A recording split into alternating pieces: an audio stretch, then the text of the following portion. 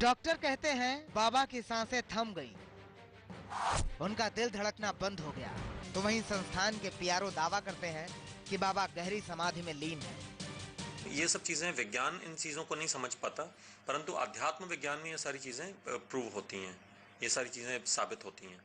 तो आशुतोष महाराज जी भी जो पहले भी कई बार इस प्रकार से गहन ध्यान की स्थिति में गए हैं, जहाँ पे हमारी पल्स जीरो हो जाती है, जहाँ पर हमारी हार्ट बीट जीरो हो जाती है, न्यूट्रल हो जाती है, इवन ईईजी और ईसीजी तक न्यूट्रल हो जाती है, परंतु वो फिर उसमें वापस आ जाते हैं, उस स्थिति में वापस आ जाते हैं। संस्थान का दावा है कि बाबा ने इतनी गहरी समाधि पहली बार नहीं ली है, इसके पहले भी वो कई बार ऐसा कर चुके हैं और अब पूरी तरह से ठीक है।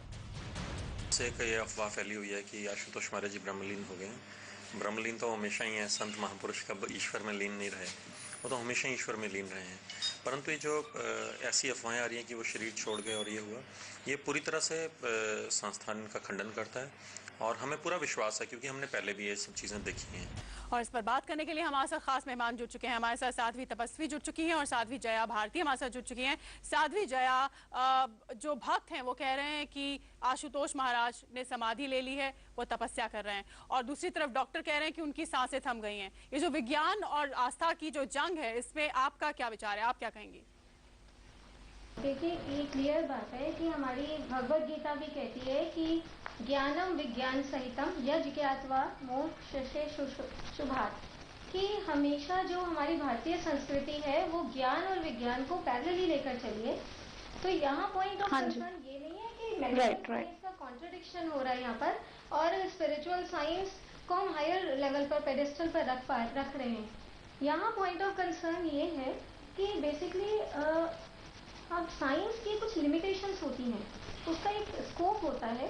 जैसे कार्ल मार्क्स ने कहा था कि अगर ईश्वर टेस्ट ट्यूब में आ जाए मैं मान लूंगा वो ईश्वर है, लेकिन अगर वो टेस्ट ट्यूब, अगर फिर अलग काउंटर स्टेटमेंट देता है कि अगर वो टेस्ट ट्यूब में आ गया तो वो ईश्वर कैसा। तो यहाँ पर पॉइंट ये है कि विज्ञान के अपने लॉजिक हैं और उसकी एक लिमिटेशन है। ऐसे समाधि जो एक स्टेट है वो विज्ञान यानी साध्वी तपस्वी आप ये कह रही हैं कि क्योंकि विज्ञान की अपनी लिमिटेशंस हैं, इसलिए शायद डॉक्टर और विज्ञान के जानकार ये समझ नहीं पा रहे हैं कि आशुतोष महाराज समाधि में लीन है, उनकी सांसें नहीं रुकी है। ये कहना चाह रही हैं आप? एग्जैक्टली। हाँ, अब एक बात सुनिए कि समाधि एक स्टेट होती है, एक ऐसी स्टेट जिसमें यहाँ क्वेश्चन ये नहीं है कि समाधि है या नहीं है, क्वेश्चन ये है कि क्या मेडिकल साइंस के पास वो इंस्ट्रूमेंट्स हैं जो समाधि की स्टेट को गेज कर सकें।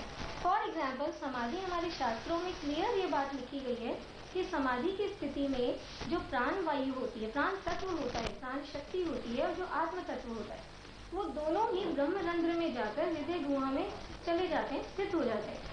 और प्राण तत्व जो पूरी के पूरे शरीर का संचालन करता है, बायोलॉजिकल प्रोसेसेस को, हार्ट बीट को, हमारी ब्रेन को, इलेक्ट्रिक एक्टिविटीज को, रेस्पिरेशन को, लंग्स को, जितने भी वॉलेंट्री और इनवॉलेंट्री एक्शंस हैं बायोलॉजिकल प्रोसेसेस, उनको प्राण तत्व से सस्टेन किया जाता है। साइंस भी मानती है, उपनिषद भी कहते हैं।